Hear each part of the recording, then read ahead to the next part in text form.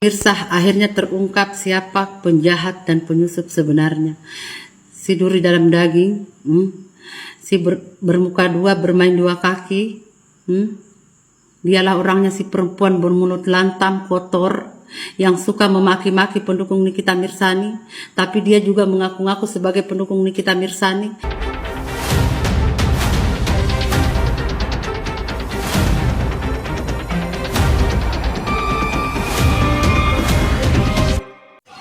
Assalamualaikum warahmatullahi wabarakatuh.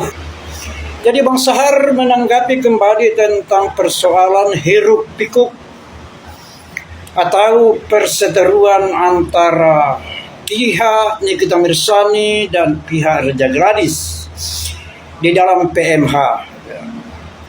Jadi ada yang lucu memang, dan Bang Sahar mendefinisikan ini adalah hal yang sifatnya komedi, ya, di mana pihak Reza Gladys ini tidak menyesuaikan surat kuasa istimewa pada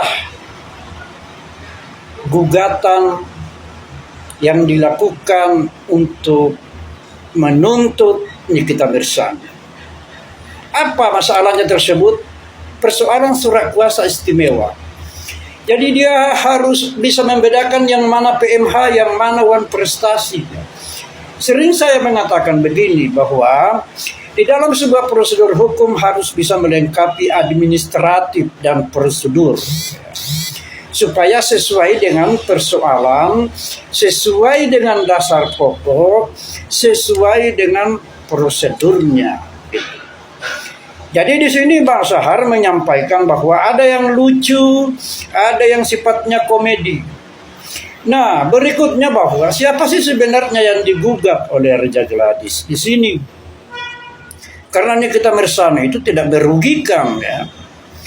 Persoalannya waktu di dalam proses ini karena merupakan sebuah prosedur hukum yang sudah ditentukan oleh penyelenggara hukum di Pengadilan Jakarta Selatan. Jadi bukan maunya Nikita Mirzani di dalam proses ini. Nikita Mirzani sangat kooperatif di dalam masalah ini. Tetapi prosedur ini ditentukan oleh schedule atau jadwal oleh penyelenggara hukum di Pengadilan Jakarta Selatan, yang dimana waktunya berkepanjangan terakhir pada vonis, dan tidak bisa disalahkan Nikita Mirzani di sini dalam kerugian, ya. Jadi Bang Sahar selalu mengingatkan supaya kita tidak salah di dalam menganalisa dan menentukan dan memutuskan.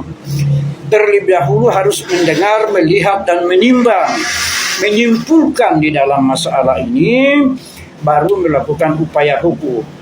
Ya, contohnya dari pihak Reza Gladys, surat kuasa istimewa ini dari wan prestasi diperuntukkan kepada perbuatan melawan hukum atau PMH. Ini kan tidak nyambung ini, ya. Jadi tentunya harus perlu diketahui. Yang kedua, siapa sih yang digugat oleh pihak Nikita Mirzani? Nikita Mirzani kan tidak merugikan, ya. Masalah waktu ditentukan oleh jadwal Pengadilan Jakarta Selatan. Nikita Mirzani mengikuti saja prosedur itu. Jadi perlu kita berpikir cemerlang, ya, berpikir cerdas di dalam menganalisa hukum. Karena hukum itu, ya, salah sedikit saja bisa fatal. Jangankan satu kalimat, satu huruf saja bisa fatal. Ya. Jangankan salah prosedur, ya, salah waktu bisa fatal. Itulah hukum. Celah domain of law. Oke, salam Bang Sahar. Assalamualaikum warahmatullahi wabarakatuh. Selamat siang, salam sehat, salam waras. Pemirsa, akhirnya terungkap siapa penjahat dan penyusup sebenarnya. Si duri dalam daging, si bermuka dua, bermain dua kaki, dialah orangnya, si perempuan bermulut lantam, kotor, yang suka memaki-maki pendukung Nikita Mirzani, tapi dia juga mengaku-ngaku sebagai pendukung Nikita Mirzani. Bahkan banyak yang terkena fitnahan muntahan fitnahannya, Orang-orang yang bersuara keras mendukung Nikita Mirzani masuk dalam fitnahannya.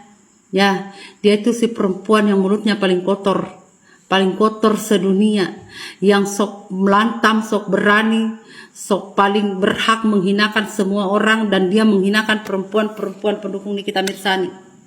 Dia ada di kubu Nikita Mirzani, tapi dia sebenarnya bukan pendukung Nikita Mirzani, dia penyusup yang memprovokasi, mempropaganda, merusak, memecah belah. Si perempuan bermulut lantam dan kotor itu yang terakses dengan YouTube, karena di dalam YouTube itu hanya dia bisa mengakses. Dia berhak membuat judul sesuka hatinya, karena dia penyusup, dia buzzer yang masuk ke dalam kubu Nikita Mirzani untuk merusak citra Nikita Mirzani.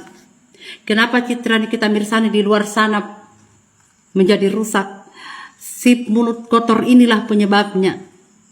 Jadi seakan-akan Nikita Mirzani, para pendukungnya itu bermulut kotor dan kasar, padahal pelakunya cuma dia seorang. Cuma dialah yang memaki-maki, menganjing-anjingi orang, melonte-lontei orang dan ibunya, merendah-rendahkan orang, apalagi mensetan-setani orang, menghina bapak ibunya orang. Itulah dia noda hitam dalam kertas putih. Dialah orangnya yang merusak. Makanya saya itu tidak pernah berada di sana, karena saya paham di sana auranya negatif. Karena saya paham di sana adalah penyusup. Mereka tidak tulus, mereka hanya masuk untuk merusak para pendukung Nikita Mirzani, memfitnah orang-orang yang menyuarakan keras Nikita Mirzani. Si perempuan yang bermulut kotor itu bersama dengan antek-anteknya, mereka membentuk sebuah gerombolan yang kerjanya hanya menghinakan, merendahkan para pendukung Nikita Mirzani. Itulah pekerjaan mereka, berkumpul-kumpul, menghinakan, mengurusi orang, kalau mengurusi orang, memaki-maki orang. Itulah si perempuan itu ketuanya. Dialah ketuanya. Please, siapapun orang terdekat Nikita Mirzani, tolong bereskan orang ini.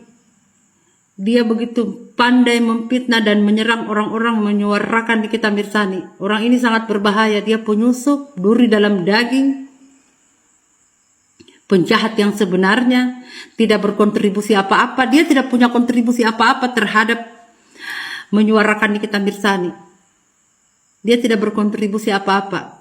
Justru dia merusak citra Nikita Mirzani karena pendukungnya dianggap jahat, karena dialah penyebabnya.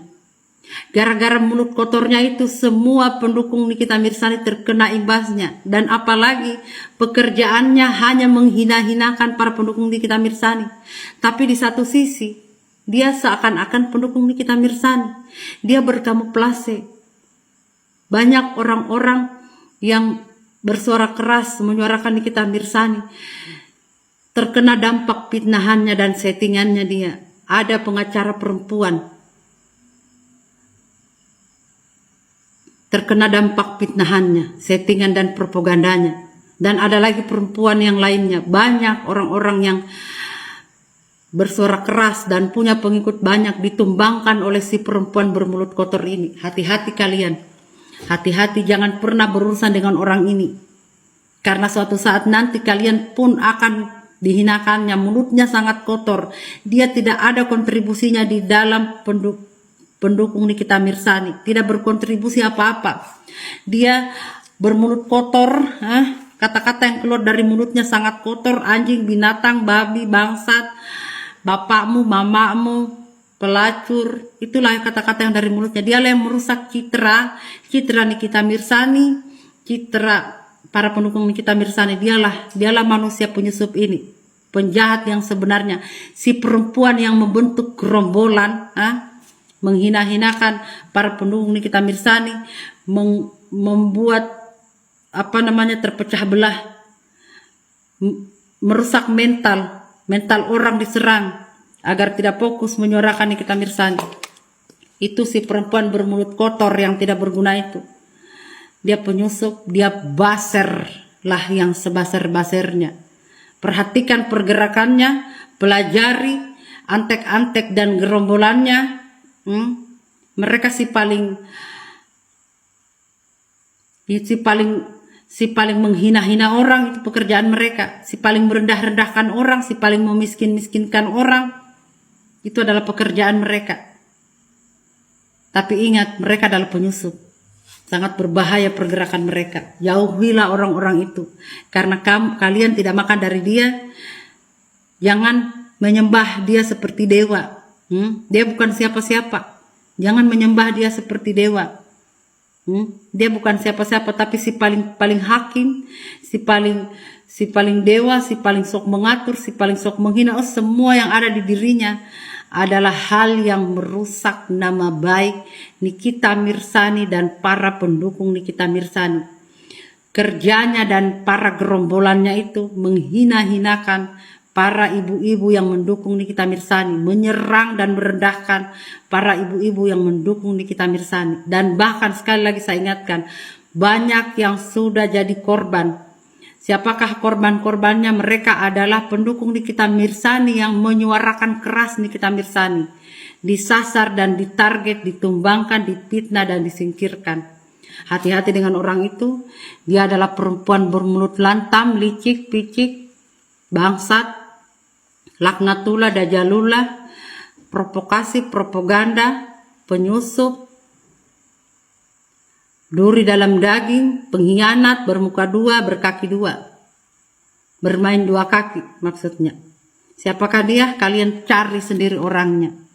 Siapa perempuan yang mulutnya paling kotor itu, dengan gerombolannya, gerombolan binatangnya itu, yang